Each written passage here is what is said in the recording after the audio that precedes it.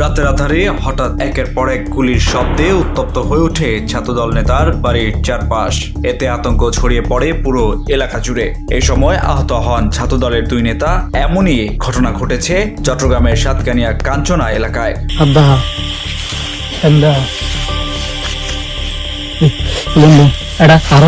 ভুক্তভোগী ছাত্রদল নেতা মোহাম্মদ মহসিন চট্টগ্রাম দক্ষিণ জেলা ছাত্রদলের সাবেক সাধারণ সম্পাদক। তার অভিযোগ, কাঞ্চনা ইউনিয়ন জামাতের আমির আবু তাহেরের নেতৃত্বে জামায়াত শিবিরের কর্মীরা তার বাড়ি লক্ষ্য করে দফায় দফায় গুলি চালান। এ বিষয়ে থানায় লিখিত অভিযোগ করেছেন তিনি। ঘটনার সময় তিনি বাড়িতে ছিলেন না। তাকে না পেয়ে স্থানীয় দুই ছাত্রদল নেতাকে মারধর করেছেন জামায়াত ইসলামের নেতাকর্মীরা। এতে উল্লেখ করা হয়েছে, গেল মঙ্গলবার রাত 1:15টার দিকে গুলি করার ঘটনা ঘটেছে।